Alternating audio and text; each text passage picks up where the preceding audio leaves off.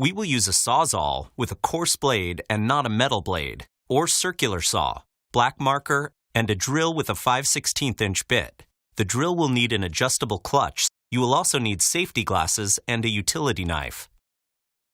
Be sure to review the CAD drawing for your project to ensure proper system layout and assembly.